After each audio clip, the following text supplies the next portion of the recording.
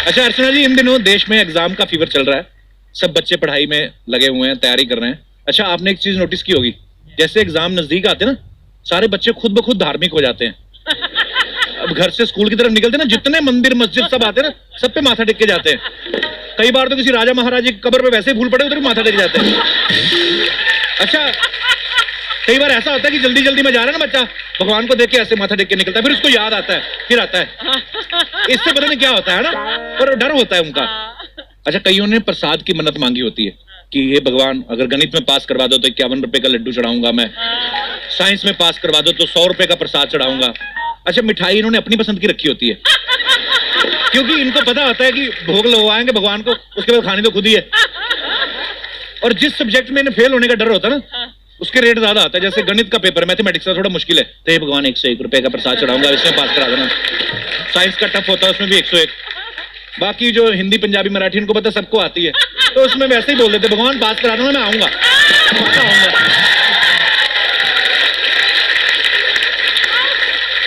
ये अपना दिनेश है ना, इसका तो अपने दोस्त के साथ झगड़ा हो गया। इसका दोस्त ना मैथमेटिक्स के पेपर के 101 रुपए की मन्नत मांगा है, भगवान 101 रुपए चढ़ाऊंगा। तो ये जाके उसके गले पड़ रहा है, 101 रुपए चढ़ा के आ रहा है, कहता मैं 51 रुपए बोल के आऊं। अभी कहता भगवान को 101 रुपए की आदत पड़ गई, वो तो 51 वालों को पूछेगा ही नहीं। अच्छा देखना, जैसा सब्जेक्ट टीचर पढ़ाता ना, उसका एटीट्यूड वैसा होता है। आप देखना कभी गौर से, जो मैथमेटिक्स का टीचर होगा ना, उसकी मूछें भी ऐसी त्रिकोण जैसी होंगी। तो मैथमेटिक्स भी टफ सब्जेक्ट होता है ना, वो भी टफ बन के घूमता रहता है, स्केल की तरह ऐसे कड़क, स्केल की तरह है ना। वैसे साइंस की टीचर को देख लो, आंखों की नजर ठीक भी होती है, वैसे ही चश्मा लगा के घूमती रहती है कि टीचर उनको सीरियस ले, उनसे ट्यूशन पढ़ने आए। बाकी आप कभी हिंदी वाले टीचर का मुंह देखना, आप ऐसे कबीर के दोहे जैसा मुंह हो जाता है। अरे देखना, एग्जाम जब शुरू होता है ना, तो स्टार्टिंग में बच्चा बड़ा सजा सजा के लिखते हैं क्वेश्चन को, ऐसे फालतू में लाल पेन से लिख देंगे, डायग्राम अलग पेन से बनाएंगे। तो फिर 1.5 घंटा बीत जाता है, उसमें उनको पता चलता है कि भी 3 ही क्वेश्चन हुए, 12 भी और पड़े हैं। फिर इनकी राइटिंग डॉक्टर वाली हो जाती है, लिखना शुरू कर देते हैं। फिर तो ऐसा रायता फैलाते हैं, अकबर ने इतना रायता नहीं फैलाया होता जितना ये फैला के आते हैं। अरे जैसे पेपर लेने वाला आता है ना, टीचर आता है, तो ये हाथ ऐसे रख लेते हैं कि छीना सर 2 मिनट देता है, फिर लिख रहे हैं, उसकी तरफ देखते हैं सर 2 मिनट, सर 2 मिनट। अच्छा जो 3 घंटे में नहीं किया, 2 मिनट में पता नहीं क्या करते हैं। तो टीचर फिर ऐसे ही छीन लेता है ना पेपर ऐसे, तो एक नुक्कर ना खुद पकड़ लेते हैं, sir please 2 minute, sir 2 minute दो ना सर, सर टीचर भी सोचता है।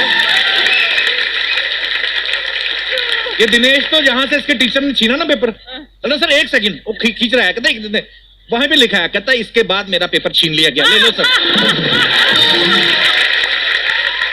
इसमें संस्कृत का पेपर है, उसमें एक लाइन थी, तमसो मां ज्योतिर्गमय, वो बोलते इसका हिंदी में अनुवाद करो।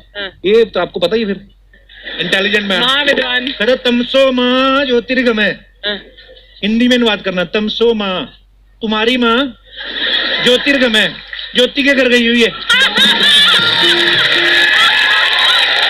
इसका अर्थ होता है कि हमें अंधेरे से रोशनी की ओर ले चलो, ज्योति की तरह। भाई साहब जो जितना समझ में आया लिख देते हैं।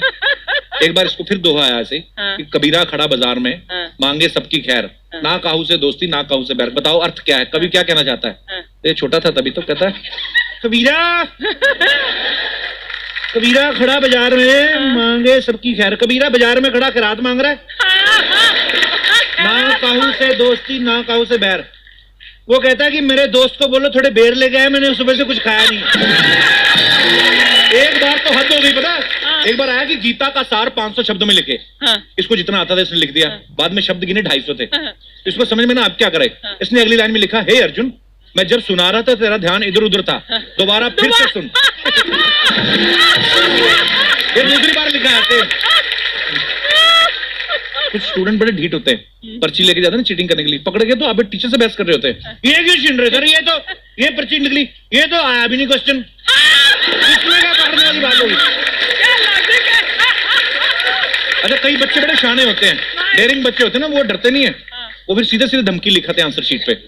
प्रिय टीचर, आपका और हिंदी वाली मैडम का जो व्याकरण चल रहा है उसके बारे में हमें सब पता है, इसलिए कुछ ऐसा करो कि आपकी भी इज्जत बनी रहे और मेरा भी भविष्य बना रहे।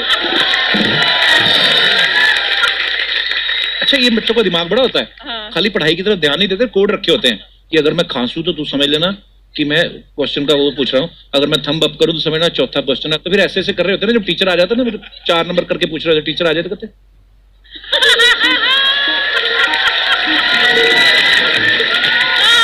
अच्छा यही नहीं है कि चीटिंग करने वाले निकम्मे बच्चे होते हैं, इतने क्रिएटिव होते हैं ना। मैं आपको कुछ तस्वीरें दिखाता हूं, आपको पता चलेगा कि इनकी क्रिएटिविटी किस लेवल तक है। यहां पे दिखाओ जरा,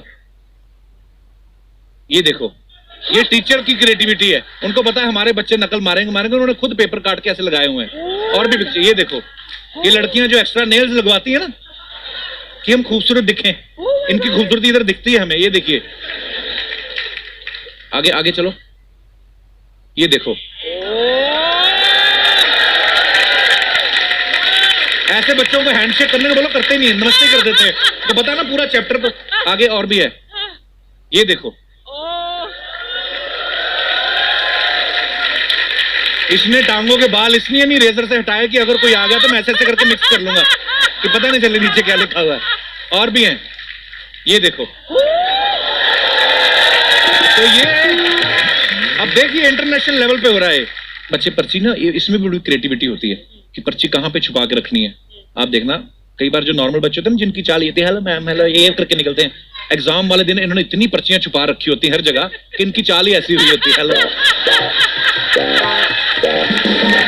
इनको ये होता है कि मैं जाके बैठ जाऊं, टिक जाऊं, क्योंकि ज्यादा भी उछल कूद की ना तो नीचे से सारा सामान निकल आएगा। एक ऐसे बच्चे की ना पर्ची पकड़ी गई, तो टीचर ने ऐसे पकड़ ली, कहता ये क्या लिखा है? उस पर लिखा होता हुमायूं कच्छे में, बाबर बनियान में, पलासी की लड़ाई बगल में। कहता ये क्या है? टीचर बोलता है, कहता है सर ये कुछ नहीं, ये तो मेन्यू है कि कौन सी पर्ची कहाँ पे रखी हुई है।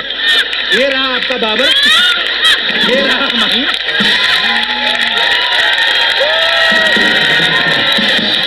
अच्छा कॉन्फिडेंट बच्चा जो होता ना, अच्छा कुछ टीचर आता ना, बेटे आपको किसी को पता who is the president of America? Confident बच्चा सवाल ही नहीं पूरा आता, यस सर। जिस बच्चे को नहीं आता, टीचर को पता होता कि ये जो 4-6 नालायक बच्चे हैं क्लास में, वो फिर उसको तो पता है मार पड़नी है, वो फिर कोशिश करता है कि जितना डिले हो जाए थप्पड़ आने में उतना ही अच्छा है। तो मान लो उससे सीधा सीधा पूछ लिया, खड़े हो जा, तो पहले तो खड़े होने में 3 सेकंड लेगा वो। बताओ हुमायूं भारत कब आया था?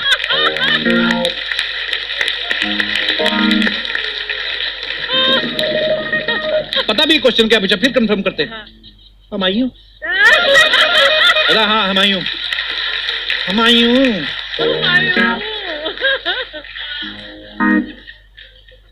आया तो था।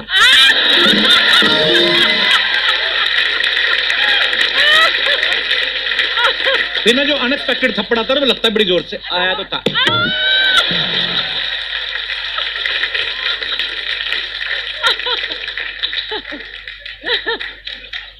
हुमायूं के बाबर। बच्चे ने डिले करते हैं, इनको थप्पड़ पड़ जाते हैं। अच्छा कुछ बच्चे ना सॉलिड होते हैं, एक तो ये होते हैं जिनको बिल्कुल नहीं आता है, डिले करते हैं।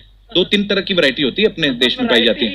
एक होते हैं थोड़ा एक्टर बच्चे, वो उनको टीचर बोल रहे हैं कि खड़े हो जाओ बताओ, तो वो पहले बोलते रहते हैं क्या हुआ है, खड़े हो सर।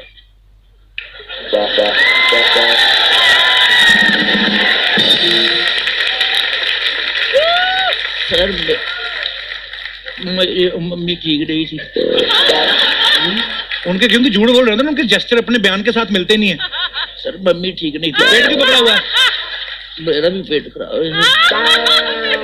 उनको तो थप्पड़ पड़ते हैं। कुछ बच्चे होते हैं एग्जैक्ट, उनको टाइम नहीं वेस्ट करना होता। मेरे बड़ा राजेश, तुम्हें आता है हुमायूं को पाया था?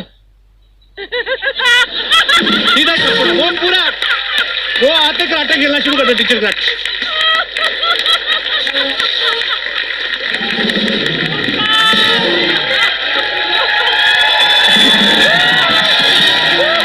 जो एक्टर बच्चे होते हैं ना, एक्टर, उनको होता है कि यार मैं थोड़े से एक्सप्रेशन दूंगा, हो सकता है टीचर धीरे से मारे ना, तो अभी पढ़ा भी नहीं है।